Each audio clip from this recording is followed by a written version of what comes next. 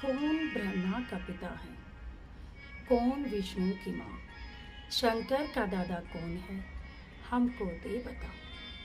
यह जानने के लिए अवश्य सुनिए जगत गुरु तत्वदर्शी संत रामपाल जी महाराज के अनमोल वचन, सभी पवित्र धर्मों के शास्त्रों के आधार पर सत्साई। ये शब्द पुण्यात्माओं जो आज दास ढोल के डंके पे इंटरनेशनल चैनल पर बोल रहा है,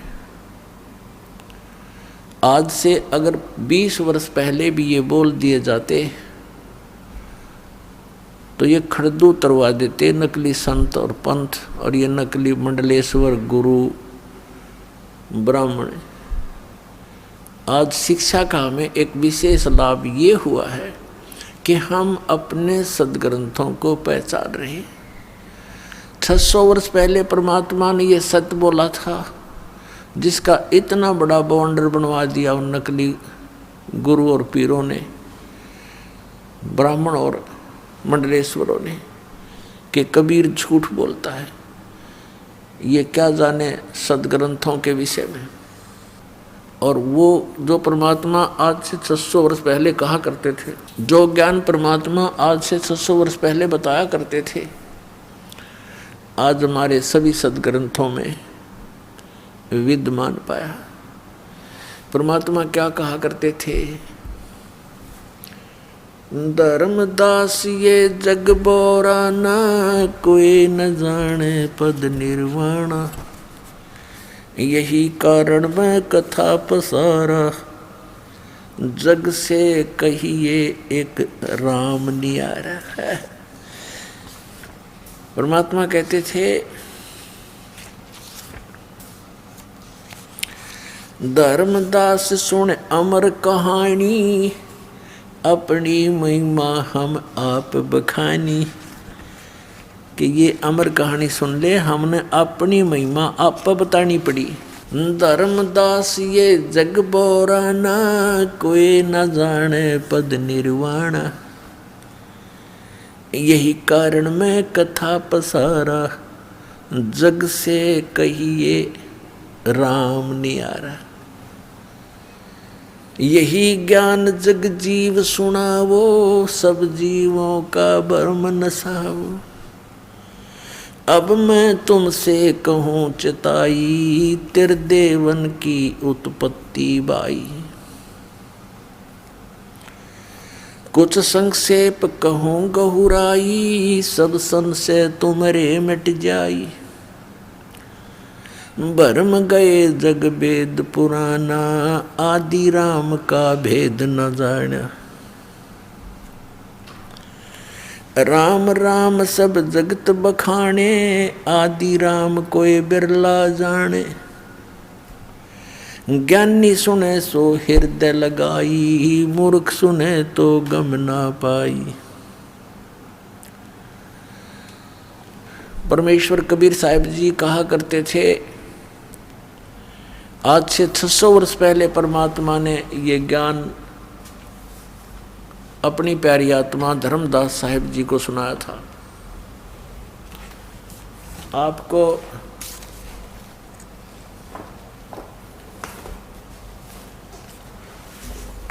आप जी को पवित्र कबीर सागर से रूबरू कराते हैं, जो 600 वर्ष पहले परमात्मा ने अपनी अमृतवाणी बोली थी। आदरणीय धर्मदास साहिब जी ने उस परम पूज्य परमेश्वर कबीर साहिब की बोली अमृतवाणी, सच्चिदानंद घन ब्रह्म की वाणी लिपिबद्ध की थी। और 600 वर्ष पहले परमात्मा ने वो ज्ञान दिया था जो हमारे हिंदू धर्म के ये नकली गुरु ब्राह्मण ऋषि मंडलेश्वर ये भी नहीं बता पाए। ब्रह्मा विष्णु महेश को भी पता नहीं अपने विषय अपनी जानकारी और यथार्थ ज्ञान अध्यात्म ज्ञान उनको पता नहीं। उनको भी अपने पिता का ज्ञान नहीं, माँ का पता लग गया। अब माँ उनको बतावे कि कौन है तो वो कहे मुझे पिता से मिलाओ, तो उसने कहना पड़ा वो निराकार है, वो दिखता नहीं भाई। तो यहाँ तक पुण्यात्माओं सब जगह धोखा ही धोखा है। और 600 वर्ष पहले परमात्मा ने अपनी अमृतवाणी में बताया था, जो दास आपको भी सुना रहा था, पर अब इसमें दिखाऊंगा कबीर सागर में, देखिएगा। ये है पवित्र कबीर सागर, खेमरा श्री कृष्ण दास प्रकाशन बम्बई से ये छपा है।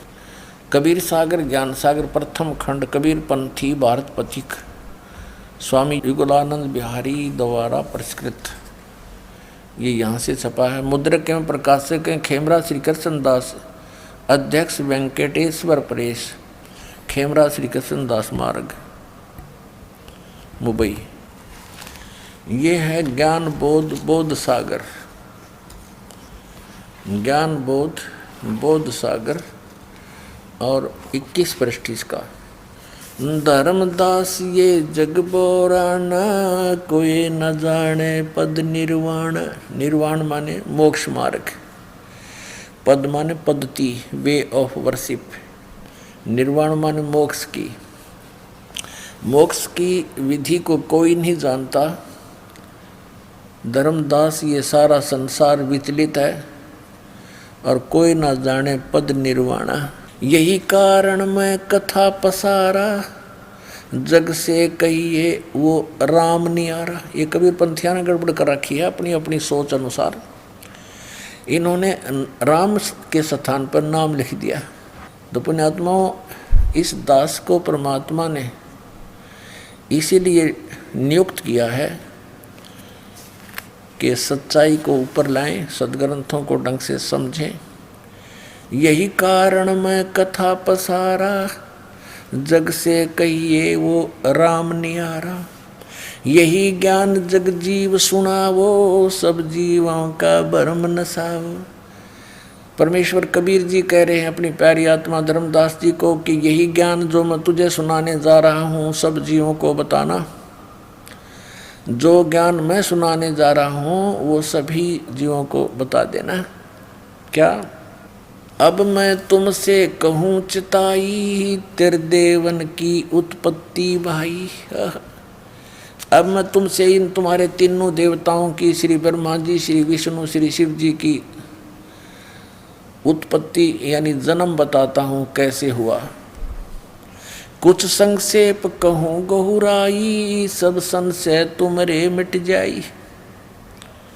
भरम गए जग वेद पुराना, आदि राम का वेद न जान्या।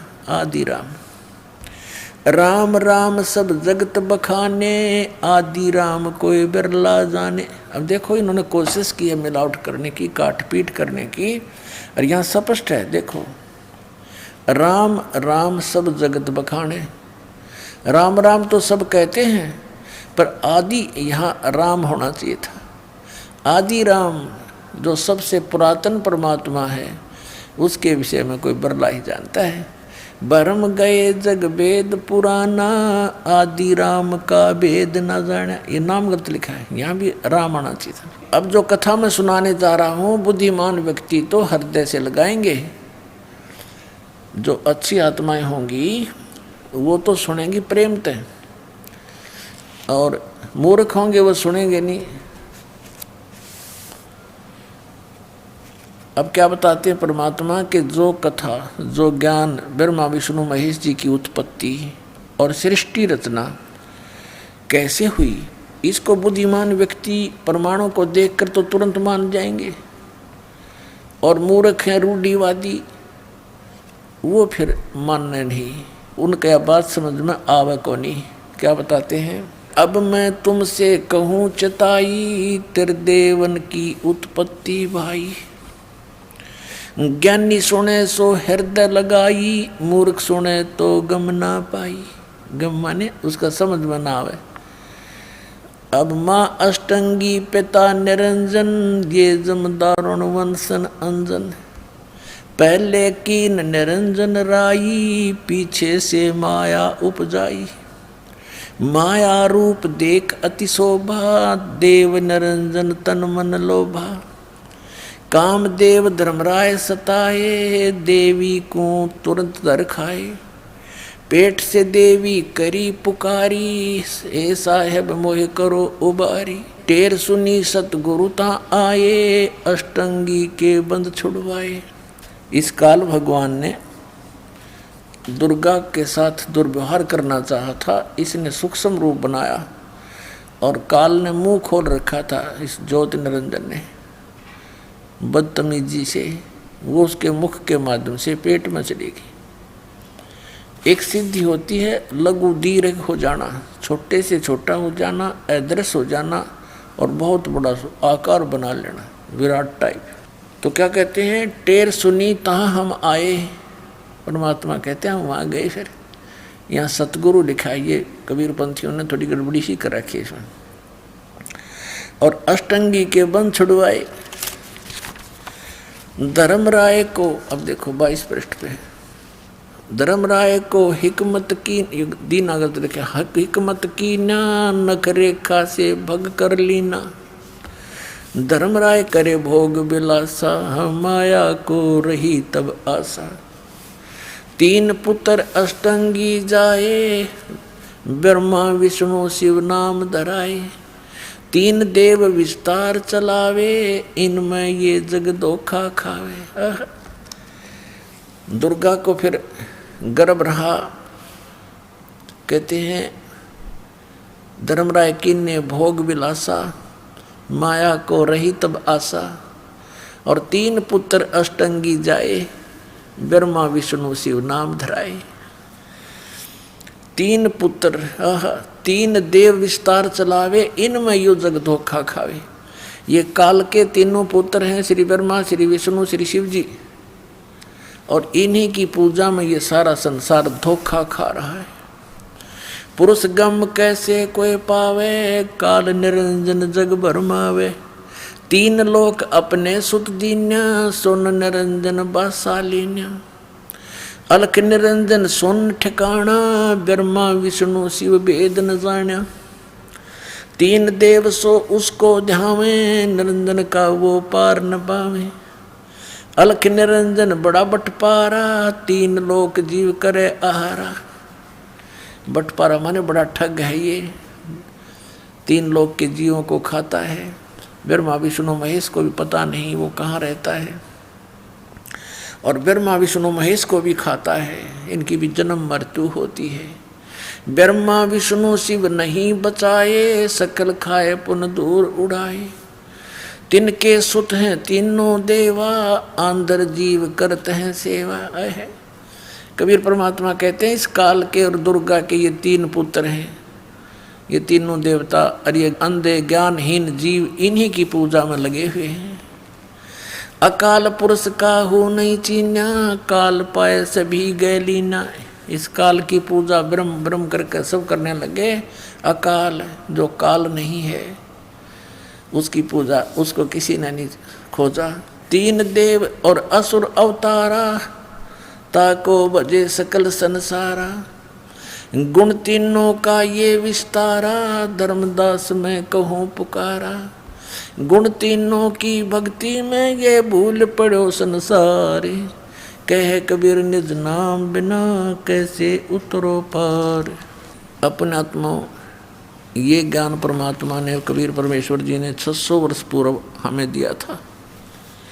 उसमें हमारे गले नहीं उतरने दिया इन अज्ञानी ऋषि में ऋषियों ने, ये कहकर के ये कबीर तो अज्ञानी है, ये अक्सर ज्ञान नहीं रखता, ये क्या जाने वेदों और पुराणों के बारे में, ये सब झूठ बोलता है।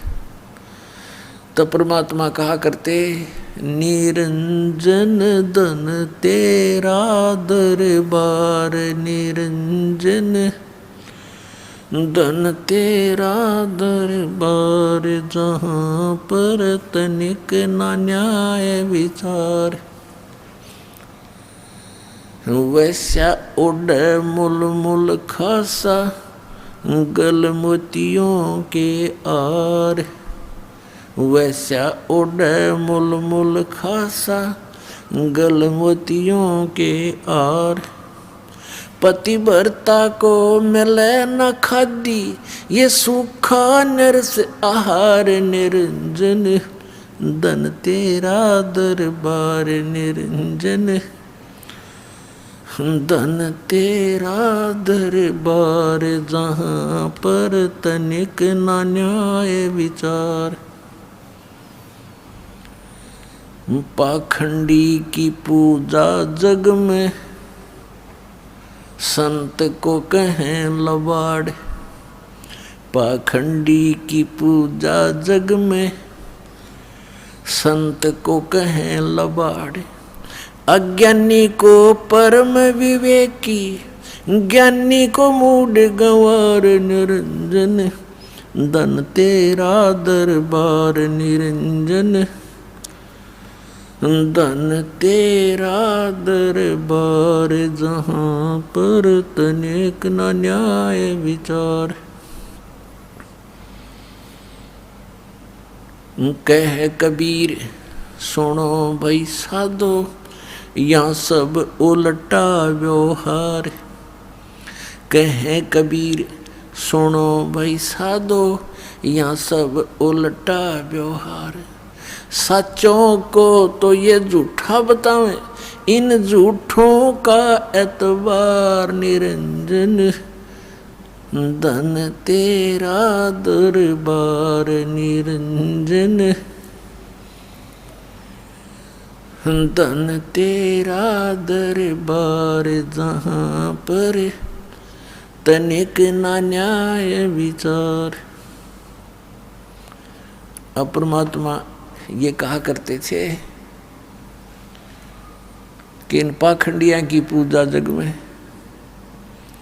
और कबीर परमेश्वर को कहते हैं ये तो लबाड़ है। लबाड़ माने जो मुंह में आववाए बोल देता है, वही कह देता है कि ब्रह्मा विष्णु महेश नासवान है, इनकी जन्म मृत्यु होती है और इनकी माता अष्टंगी है, इनका पिता ज्योत निरंजन है। कहती है झूठा है, झूठ बोलता है।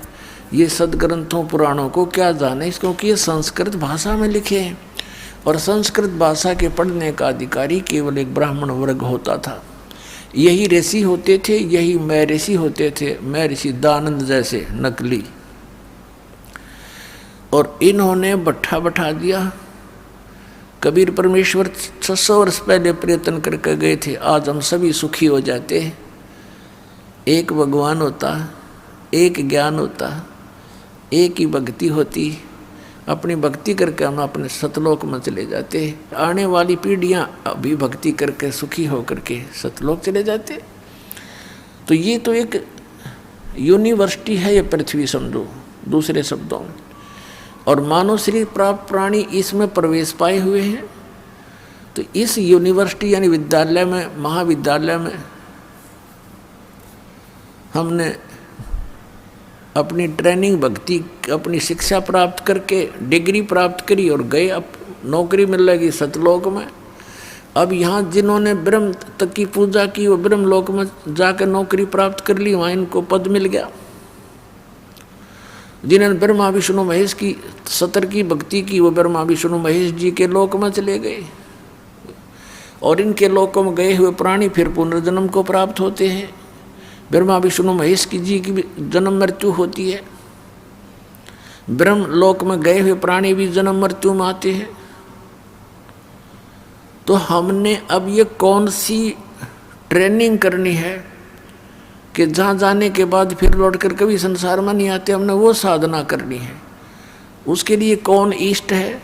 वो परम अक्षर ब्रह्म हमारा इष्ट है और उसका नाम कबीर देव है। अब उसकी भक्ति करेंगे हम, सतलोक चले जाएंगे। अपना आत्माओं, अब भगवान का पता चलेगा आपको, क्योंकि हमने परमात्मा को पहचानना है। आज से 600 वर्ष पहले, सन 1398 से और सन 1518 तक 120 वर्ष परमेश्वर पूर्ण ब्रह्म इस धरती पर एक जनसाधारण की भूमिका करते हुए एक रोल कर रहे थे कि तुम इतने गरीब बनकर रहो, यहाँ की इस नकली महिमा की तुम्हें चाह नहीं हो, तो आप पृथ्वीपति हैं। और जो पृथ्वीपति बनना चाहते हैं वो खाकपति हैं, लास्ट में उनके पास खक नहीं होता। और ये पृथ्वी तो काल की है, इसने धोखा देने के लिए यहाँ पर ये नकली सुख दे रखा है, इससे बचना पड़ेगा। और कहते हैं परमात्मा में विश्वास दृढ़ कराने के लिए दिखाया मालिक ने रोल करके कि जिस प्रकार मैं साधना करता हूँ, अन्य देव की पूजा नहीं करता हूँ, कबीर परमेश्वर जी ने बताया।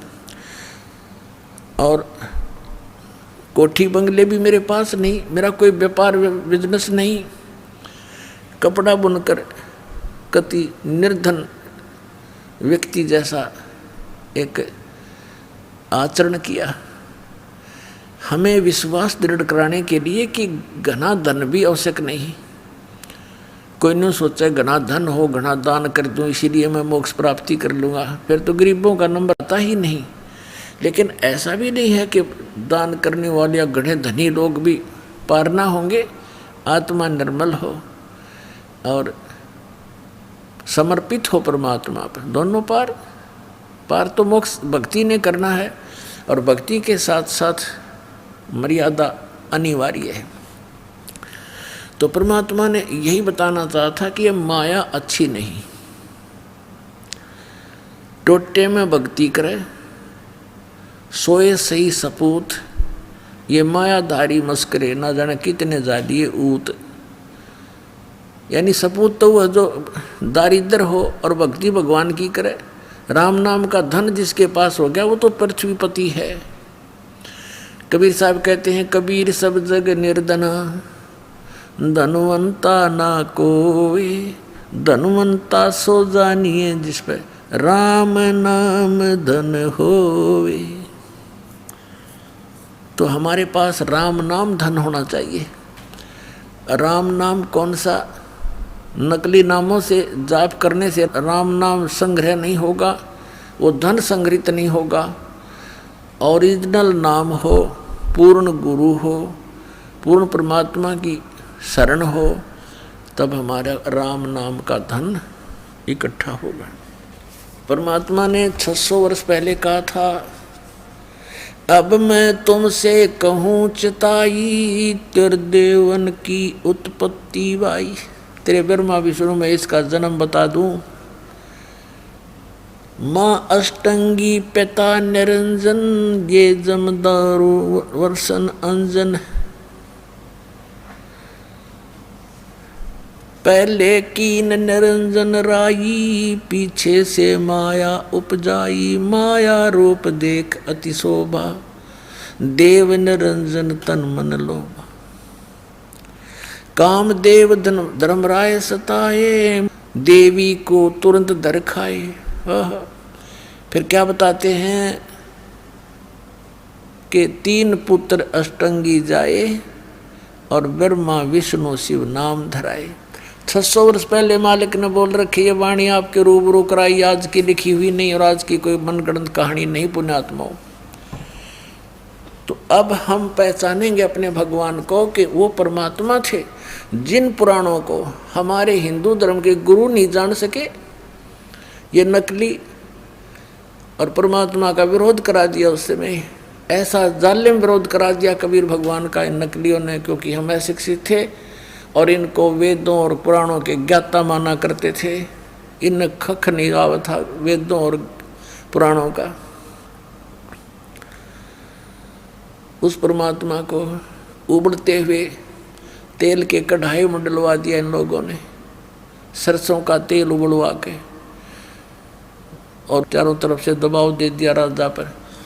और परमात्मा को उस उबलते हुए सरसों के तेल के कढ़ाई में मारना चाहा, लेकिन मालिक थे, बैठ के जाकर आराम थे। हर देख रहे हैं ठाठ से भगवान को, आए है अविनाशी थे वह, अविनाशी परमात्मा है वो, अमर प्रभु हैं। कुछ नहीं हुआ, बैठे बैठे देखते रहे। सिकंदर लोधी ने सोचा कि भगवान कबीर साहब जी को कुछ नहीं हुआ तो तुझे क्या होगा। मना करते करते उंगली देकर तेल की उष्णता चेक करनी चाहिए। परमात्मा ने कहा था कि इसमें हाथ ना दिए राजा, उंगली नहीं खोजी नहीं मिलेगी तेरी उंगली।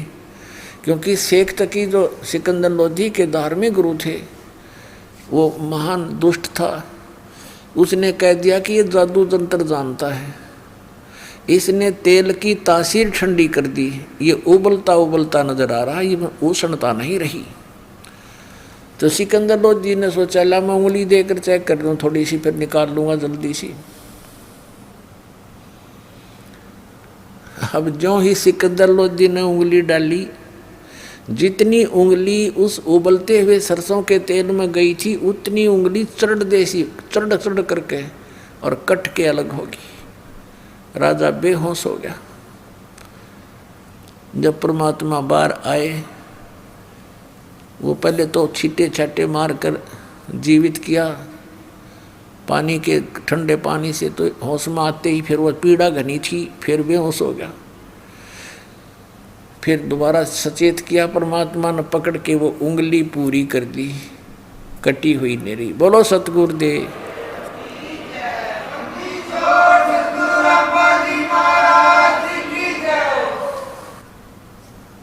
और फिर बहुत से यातनाएं परमात्मा को दी,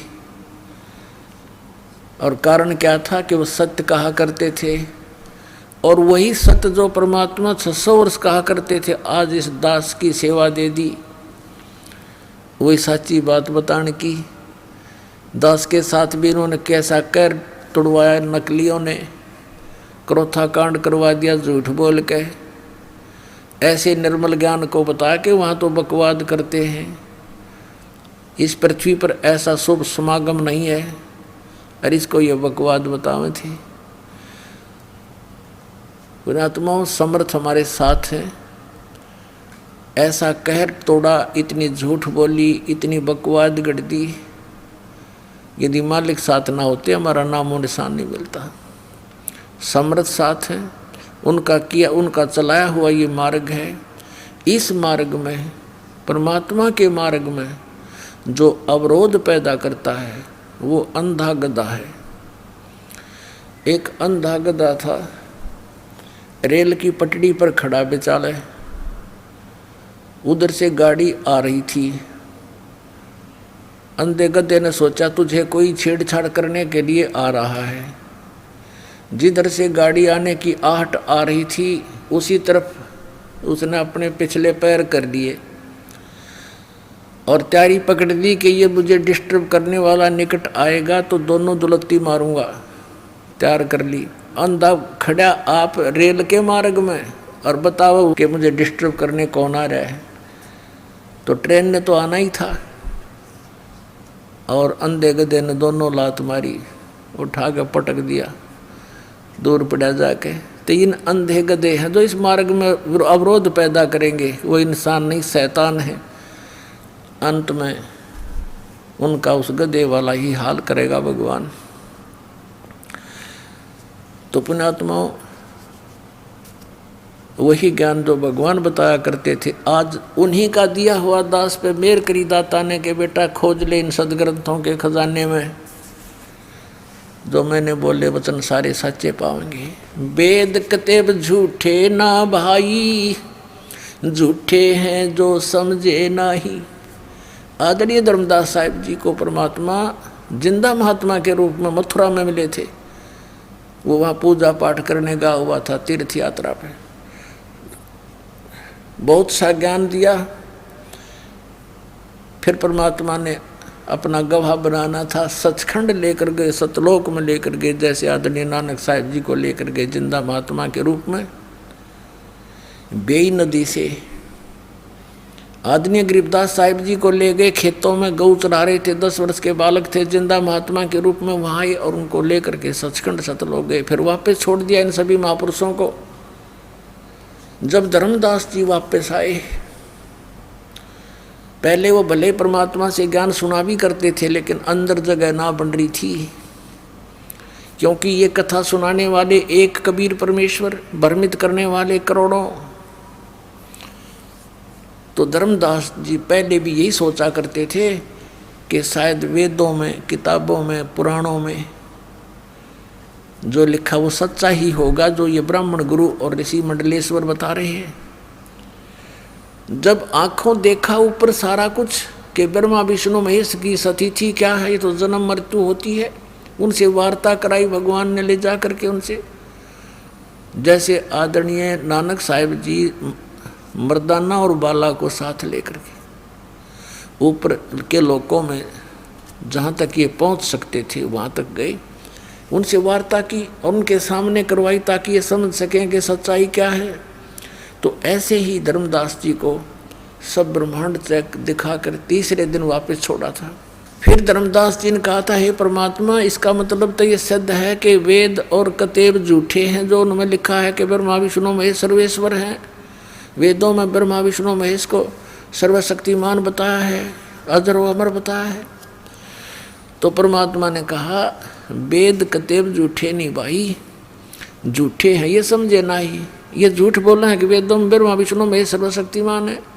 ये झूठ बोलते हैं कि पुराणों में कहीं नहीं लिखा कि उनकी जन्म मृत्यु होती है। ये पुस्तक आपके सदग्रंथ सच्चे हैं, लेकिन ये इनको समझ नहीं सके, इसलिए ये बताने वाले तुम्हारे गुरु झूठे हैं। अब उन झूठे गुरुओं की दिखाऊं आपको, निरी झलक, एक नहीं गुणीय झलक दिखाऊंगा। देखिएगा पवित्र शिव पुराण, ये गीता प्रेस गोरखपुर से प्रकाशित है, सचित्र मोटा टाइप, केवल हिंदी। संपादक है हनुमान प्रसाद पोदार। और ये प्रकाशित कहाँ से है? प्रकाशक एवं मुद्रक हैं गीता प्रेस गोरखपुर, गोविंद भवन कार्यालय कोलकाता का संस्थान। इसके आपको 98वें पृष्ठ पर ले चलते हैं। रुद्र संहिता 98वां पृष्ठ, संक्षिप्त शिव पुराण, यह है रुद्र संहिता। और हम यहाँ से नीचे से शुरू करेंगे, यहाँ से। ये 5वां अध्याय के अंत में यहाँ से लिंक हो जाएगा आगे का जो हम पढ़ना चाहते हैं। अपने पुत्र नारद की यह बात सुनकर लोक पिता मह ब्रह्मा वहाँ इस प्रकार बोले। नारद ने सृष्टि रचना के बारे में पूछा। ब्रह्मा जी को जैसा ज्ञान था वो ऐसे यहाँ सुनाया 6ठे अध्याय में रुद्र संहिता और पृष्ठ नंबर 99 पर। ब्रह्मा जी ने कहा, ब्रह्मन देव शिरोमणे, तुम सदा समस्त जगत के उपकार में लगे रहते हो। तुमने लोगों के हित की कामना से बहुत उत्तम बात पूछी है। जिस समय समस्त चराचर जगत नष्ट हो गया था, सर्वत्र अंधकार ही अंधकार था, उस समय तत् सद्ब्रह्म, इस श्रुति में जो सत सुना जाता है एकमात्र वही शेष था। 100 पृष्ठ पे जिस परब्रह्म के विषय में ज्ञान और अज्ञान से पूर्ण उक्तियों द्वारा इस प्रकार विकल्प किए जाते हैं, उसने कुछ काल के बाद द्वितीय की इच्छा प्रकट की। उसके भीतर एक से अनेक होने के का संकल्प उदित हुआ। तब उस निराकार परमात्मा ने अपनी लीला शक्ति से अपने लिए मूर्ति माने आकार की कल्पना की। फिर वो क्या बना देखिएगा, जो मूर्ति रहित परम ब्रह्म है उसकी मूर्ति भगवान सदाशिव हैं।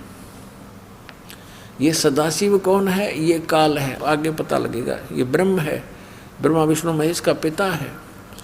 अर्वाचीन और प्राचीन विद्वान उन्हीं को ईश्वर कहते हैं। उस समय एकाकी रहकर स्वेच्छानुसार विहार करने वाले उन सदाशिव ने अपने विग्रह से स्वयं ही एक स्वरूप भूता शक्ति की सृष्टि की। विग्रह माने शरीर से। अब ये ब्रह्मा विचलित है। कबीर परमात्मा ने इनको ज्ञान देने की चेष्टा भी की थी, पर उनसे सुना हुए ज्ञान को दूसरी तरह घुमाकर बता रहा है कि सदाशिव ने अपने शरीर से एक स्त्री की उत्पत्ति की, जो उनके अपने श्रीअंग से कभी अलग होने वाली नहीं थी। उस पराशक्ति को प्रधान प्रकृति गुणवती माया जो काल के शरीर से निकली, उसके क्या नाम है? बुद्धि तत्व की जननी तथा विकार रहित बताया है। वह शक्ति अंबिका कही गई है। उसी को प्रकृति, दुर्गा को प्रकृति भी कहते हैं, ये याद रखना। सर्वेश्वरी त्रिदेव जननी ब्रह्मा विष्णु महेश की जन्म देने वाली तीनों की माता नित्य और मूल कारण भी इस कहते हैं। सदाशिव द्वारा प्रकट की गई उस शक्ति के 8 भुजाएं हैं। हो गया स्पष्ट कि माँ अष्टंगी पिता निरंजन, ये जमदारुण वंशन अंजन। 3 पुत्र अष्टंगी जाए, ब्रह्मा विष्णु शिव नाम धराए। और आगे देखिए कंसेप्ट। नाना प्रकार के आभूषण उसके श्रीअंगों की शोभा बढ़ाते हैं। वह देवी नाना प्रकार की गतियों से संपन्न है और अनेक प्रकार के अस्त्र शस्त्र धारण करती है। हो गया स्पष्ट कि काल के शरीर से कौन निकली? या निकली, देखो या निकली, या अष्टंगी है और 8 अंगों में अस्त्र शस्त्र धारण करती है। ये देखिएगा, ये निकली अष्टंगी, 8 भुजाओं वाली, इसको अष्टंगी कहते हैं। अब हम शिवपुराण पढ़ रहे हैं, ये देखिएगा, उसको प्रकृति भी कहते हैं और उसकी 8 भुजाएं हैं। अष्टंगी है, वो तीनों देवताओं की माता है और वो अनेक प्रकार के अस्त्र शस्त्र धारण करती है। एकाएकिनी होकर भी वह माया संयोग वसात अनेक हो जाती है। वे जो सदा शिव हैं उन्हें परम पुरुष, ईश्वर, शिव शंभु और महेश्वर कहते हैं। अब देखना ये रुद्र संहिता का, अब हम 6वां अध्याय पढ़ रहे हैं 101 पृष्ठ पे। अब ये क्या कि वे अपने सारे अंगों पर भस्म रमाए रहते हैं। वो सदाशिव के हैं जिसको इस पृष्ठ पे यहाँ भगवान सदाशिव हैं। अर्वाचीन और प्राचीन विद्वान उसी इन्हीं को महेश्वर कहते हैं। ये कौन है? वे अपने सारे अंगों पर भस्म रमाए रहते हैं। उन काल रूपी ब्रह्म ने, इसको काल कहो चाहे ब्रह्म कहो, सरपुरुष कहो, और गीता ज्ञानदाता यही है, श्री कृष्ण में प्रवेश करके बोल रहा है। उन काल रूपी ब्रह्म ने एक ही समय शक्ति के साथ है, यो नाथ नहीं, शक्ति के दुर्गा के साथ शिवलोक नामक अक्षेत्र का निर्माण किया था। उस उत्तम अक्षेत्र को काशी कहते हैं। वे प्रिया और प्रियतम शक्ति और शिव यानी पति पत्नी रूप में रहते हैं। प्रिया और प्रियतम जो परमानंद स्वरूप है उस मनोरम क्षेत्र में नित्य निवास करते हैं। मुने शिव और शिवा ने, काशीपुरी परमानंद रूपिणी है। मुने शिव और शिवा ने यानी दुर्गा और काल ने, काल और दुर्गा ने प्रलय काल में भी कभी इस क्षेत्र को अपने सानिध्य से मुक्त नहीं किया। देवर से एक समय, ब्रह्मा जी बता रहे अपने पुत्र नारद को, एक समय उस आनंद वन में रमण करते हुए शिवा और शिव के मन में ये इच्छा हुई, दुर्गा और काल के मन में, कि दूसरे पुरुष की सृष्टि करनी चाहिए, यानी कोई पुत्र उत्पन्न करना चाहिए, जिस पर सृष्टि संचालन का महान भार रखकर हम दोनों केवल काशी में रहकर इच्छा अनुसार विचरें और निर्वाण धारण करें। ऐसा निश्चय करके शक्ति सहित सर्वव्यापी परमेश्वर शिव ने, इस काल ने अपने वाम भाग के 10वें अंग पर अमृत मल दिया। फिर तो वहाँ से एक पुरुष प्रकट हुआ, यानी इन्होंने पति पत्नी व्यवहार किया, काल और दुर्गा ने, और वहाँ से एक पुत्र की उत्पत्ति हुई। देखिएगा 102 पृष्ठ पे, 102 पृष्ठ पे शिव ने कहा, वो बालक उत्पन्न हुआ, उसके कहा कि वत्स, काल ने कहा बेटा व्यापक होने के कारण तुम्हारा विष्णु नाम विख्यात हुआ। अब ये 6वां अध्याय समाप्त हुआ। अब ये 7वां प्रारंभ हुआ रुद्र संहिता का, और 103 पृष्ठ पे ब्रह्मा जी अपने विषय में बताते हैं। ये तो विष्णु की उत्पत्ति बता दी ब्रह्मा जी ने, अपने विषय में बताते हैं कि ब्रह्मा जी कहते हैं देव से, तत्पश्चात कल्याणकारी परमेश्वर सांब सदाशिव ने, इस काल ने दुर्गा के साथ वही व्यवहार किया, पूर्ववत प्रयत्न करके मुझे अपने दाहिने अंग से उत्पन्न किया। सीधी सी बात है। आगे तो ये नहीं इतना कुछ लिख रखा है, आदमी में मेंटल हो जाए पढ़ता पढ़ता। हमने अपने काम की वस्तु लेनी है। अपने आत्माओं, यहाँ इस पवित्र पुराण ने ये तो सिद्ध कर दिया कि ब्रह्मा और विष्णु की उत्पत्ति दुर्गा और सदा शिव यानी काल रूपी भगवान से हुई, ये इनके पुत्र हैं। अब यहाँ अनुवाद करता इस बात से विचलित हो गया कि शिव से शिव की उत्पत्ति कैसे लिखूं, इसमें तो लिखा हुआ है, यहाँ तो लिखा नहीं है। लेकिन आगे कहते चोर चुरावे तुमबड़ी, वो गड्ढे पानी में, वह गड्ढे वह ऊपर आओ, सच्चाई छानी ना। ये देखिएगा, ये वही शिव पुराण है, हम आपको सुना रहे हैं। अब हम इसके 110 पृष्ठ पे आपको ले चलते हैं। ये रुद्र संहिता ही चल रही है और संक्षिप्त शिव पुराण 110 पृष्ठ पे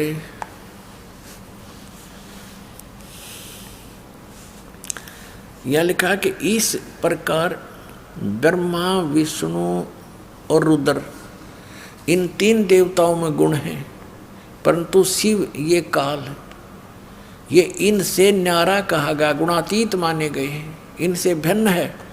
गीता जी अध्याय नंबर 7 के श्लोक नंबर 12 में ये कहता है कि तीनों गुणों रजगुण सतगुण तमगुण से जो कुछ भी हो रहा है इसका निमित्त कारण मैं ही हूँ, लेकिन मैं इनमें नहीं और ये मुझ में नहीं। तो यहाँ भी ये स्पष्ट किया है कि वो इनसे न्यारा है। अब यहाँ भी कंसेप्ट क्लियर नहीं हो पाया कि भी रुद्र भी कह दिया। अब यहाँ आप दिखाते हैं, आपको पृष्ठ नंबर 24 पर आते हैं शिव पुराण के। ये देखो, एक समय क्या हुआ, ब्रह्मा और विष्णु जी का आपस में इस बात पर युद्ध हो गया कि ब्रह्मा जी कहता है विष्णु जी को कि मैं तेरा बाप हूँ, तेरी उत्पत्ति मुझसे हुई है क्योंकि मैं सबकी सृष्टि करता हूँ। विष्णु जी कहने लगे नहीं, मैं तेरा पिता हूँ, तू मेरी नाभि कमल से उत्पन्न हुआ है। ये कारण क्या होता है कि जिन महापुरुषों ऋषियों ने साधना करी, हठ योग करके समाधिस्थ हुए, तो इस काल भगवान ने किसी को तो ब्रह्मा के रूप में दर्शन दे दिया, क्योंकि उसने स्वयं प्रतिज्ञा कर रखी है कि मैं किसी के सामने अपने वास्तविक रूप में नहीं आऊँगा। तो ये कभी अपने पुत्र ब्रह्मा के रूप में दर्शन दे देता समाधि दशा में। तो जिस ऋषि ने समाधि दशा में ब्रह्मा जी के रूप में काल के दर्शन हो गए, उसने डंडोरा पीट दिया, मुनादी कर दी और ब्रह्मा जी के पास आकर कहने लगे, हे भगवान आप तो खुद परमात्मा हो, मैंने साधना करके आपको खोज लिया है। हर ब्रह्मा जी को पता भी कोई नहीं क्या कह रहे हैं, लेकिन एक ने, दो ने, 10 ने ऐसे कहा तो ब्रह्मा जी फूल गए, चौकस हो गए, सचमुच मैं ही भगवान हूँ। फिर तो ऐसे ही किसी को विष्णु जी के रूप में दर्शन दे दिए, तो वो विष्णु जी को कहता है कि खुद भगवान है, अपने को छुपाए बैठे हैं, ये तो परम पिता है, मैंने समाधि दशा में इनके दर्शन हो गए, मैंने खोज लिया भगवान ये परमात्मा है। ऐसे ही किसी को उसने शिव रूप में दर्शन दे दिए, अपने पुत्र तमोगुण शिव के रूप में। तो उन ऋषियों ने भगवान शिव को भगवान सिद्ध कर लिया। तो इनका न्यो भ्रम बन गया। इस भ्रम के कारण दोनों की लड़ाई होगी। इन दोनों का युद्ध समाप्त करने के लिए इस काल भगवान ने, ब्रह्म ने ऊपर से एक लिंग छोड़ दिया तेजों में, सतंभ, और ये लड़ना तो भूल गए, उसकी खोज में लग गए। अब लंबा कहानी ना बताएं तो क्या है, उस समय ये काल अपने पुत्र शिव के रूप में प्रकट हो गया और इनसे क्या वार्ता करी देखिएगा। ये विद्वेश्वर संहिता है, संक्षिप्त शिव पुराण 24 पृष्ठ पे ये लिंग बीच में खड़ा कर रखा है, ये ब्रह्मा जी और विष्णु जी के बीच में। फिर वो स्वयं आकर के इनके सामने खड़ा हो जाता है। फिर इनकी आपस में क्या वार्ता होती है ये देखिएगा। प्रश्न नंबर 25 पे विद्वेश्वर संहिता। ब्रह्मा और विष्णु ने पूछा, प्रभु इस काल से पूछा, सृष्टि आदि 5 कर्तों के लक्षण क्या है, ये हम दोनों को बताइए। भगवान शिव बोले, मेरे कर्तव्यों को समझना अत्यंत गहन है, तथापि मैं कृपा पूर्वक उनके विषय में बता रहा हूँ। ब्रह्मा और विष्णु सृष्टि, पालन और संहार, तिरोभाव और अनुग्रह, ये 5 ही मेरे जगत संबंधी कार्य हैं जो नित्य सद हैं। संसार की रचना जो आरंभ है उसी को सर्ग या सृष्टि कहते हैं। यहाँ क्या कहता है? पुत्रो, ब्रह्मा और विष्णु को कह रहा, पुत्रो तुम दोनों ने तपस्या करके कहता तुमने तपस्या कर ली और मन प्रसन्न होकर दे दिए। बता, इनने का जूत, इनने का सिर, ठेकेदारी आप ले रहा। कहता तुमने तपस्या कर ली और मन खुश हो गए दे दिए। फिर तेरा बीच में कह रहे गए तपस्या करके अपना मेहनत मजदूरी करके प्राप्त किए। फिर भी देखो पुत्रो, तुम दोनों ने तपस्या करके प्रसन्न हुए मुझ परमेश्वर से सृष्टि और सतिथि नामक 2 कृत, ये 2 पोस्ट, 2 पद प्राप्त किए हैं। ये तुम बहुत प्रिय। इसी प्रकार मेरी विभूति स्वरूप रुद्र और महेश्वर ने है, यो मैं नहीं है, ने 2 अन्य उत्तम कृत्य संहार और त्रोभाव मुझसे प्राप्त किए, परंतु अनुग्रह नामक कृत दूसरा कोई नहीं पा सकता। अब देखो, अब क्या हो गए? 2 तो ये हो गए ब्रह्मा और विष्णु, इसने सृष्टि और सतिथि नामक के 2 जॉब मिल गई, और रुद्र और महेश्वर ये 4 हो गए, और 5वां यू बोलनिया। इतना स्पष्ट हो गया अपना आत्मा। अब ये भी सिद्ध करना पड़ेगा कि वो काल बोल रहा था। ये काल है ब्रह्मा विष्णु महेश का पिता, और दुर्गा इनकी माता, अष्टंगी, 8 भुजाओं में शस्त्र ले रही, इसको अष्टंगी भी कहते हैं। ये देखिएगा। अब इसी पर इस 26 पृष्ठ पर ही अभी आप यहाँ पढ़ रहे थे, और अब यहाँ पढ़ेंगे हम इसी पर। मैंने पूर्व काल में अपने स्वरूप भूत मंत्र का उपदेश किया है, जो ओंकार के रूप में प्रसिद्ध है। वह महामंगलकारी मंत्र है। सबसे पहले मेरे मुख से ओंकार यानी ओम प्रकट हुआ, जो मेरे स्वरूप का बोध कराने वाला है। ओंकार वाचक है, मैं वाच्य हूँ। यह मेरा मंत्र है, यह मंत्र मेरा स्वरूप ही है। प्रतिदिन ओंकार का निरंतर स्मरण करने से मेरा ही सदा स्मरण होता है।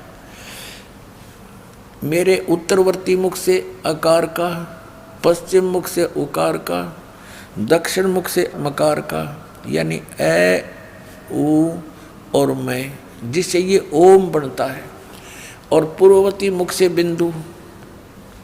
ये जो ओम है इसके विषय बता रहा कि यू ए, ऊ और यू पर बिंदु, तथा मध्यवर्ती मुख से नाद का प्राकट्य हुआ है। इस प्रकार 5 अवयवों से युक्त ओंकार का विस्तार हुआ। इन सभी अवयवों से, इन सभी पार्टों से ए, ऊ, मैं, बिंदु और इस बिंदु से, नाद से, कहते ये एकीभूत होकर यह प्रणव ओम नामक एक अक्षर हो गया। ये ओम नामक एक अक्षर है, ओम। इसको ओंकार कहो, इसको ओम कहो, और चाहे ऐसा लिखकर इसको एक अक्षर ओम कहो। ये ओम है, एक अक्षर हो गया, और ये मेरा मंत्र है। असली मंत्र कहता है ये है मेरा। अपनात्माओं, यहाँ इन्होंने ओम नमः शिवाय ये 5 अक्षर मंत्र बता दिया। ये कहीं भी मूल संस्कृत में ये नहीं, इसलिए इन्होंने अलग भाषा में लिखा है, और हमने इसको ना समझ कर इन अज्ञानियों द्वारा अनुवाद किया हुआ इसका अर्थ लगा दिया, जबकि ये कोई मंत्र नहीं है ओम नमः शिवाय। ना गीता जी में, ना वेदों में, ना श्रीमद् भगवत गीता में, ना पवित्र 4 वेदों में। तो ये मनमुखी आचरण के नाम हैं जो हमें यूजलेस थे, कोई लाभ नहीं हुआ। पुण्यात्माओं,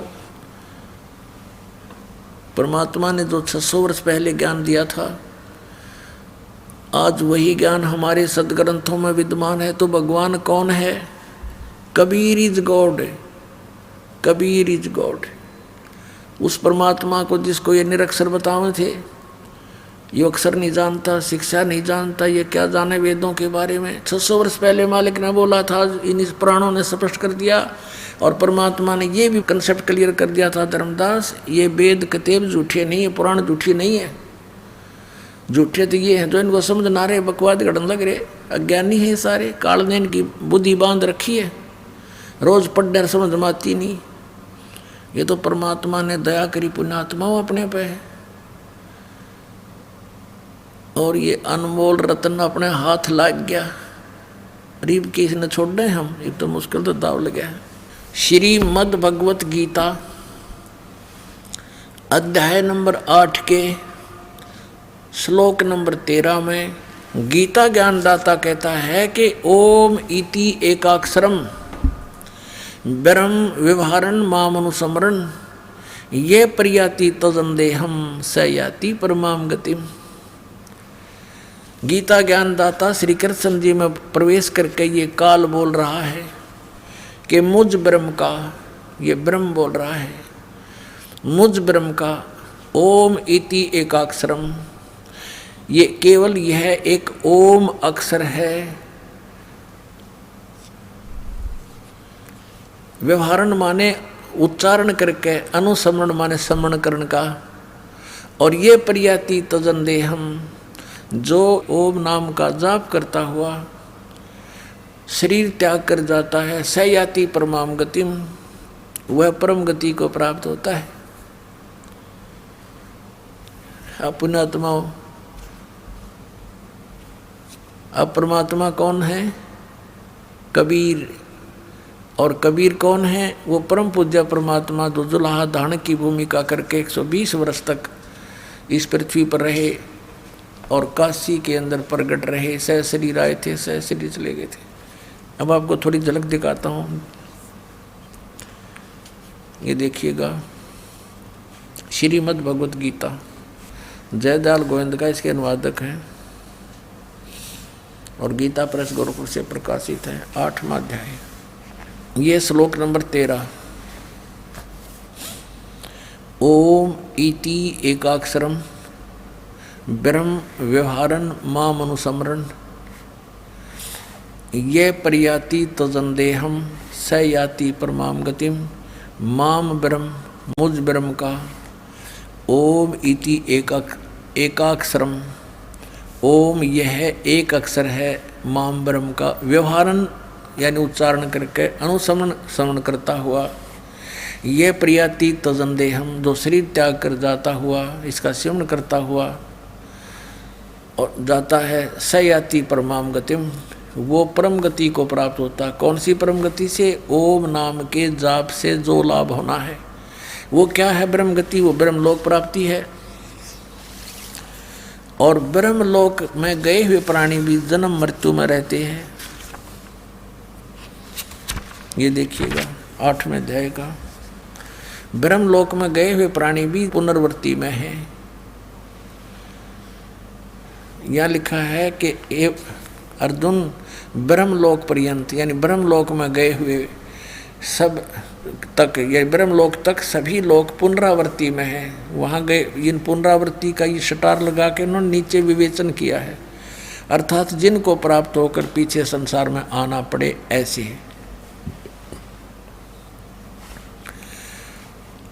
हे अर्जुन, ब्रह्मलोक पर्यंत सब लोग पुनरावृत्ति में है, परंतु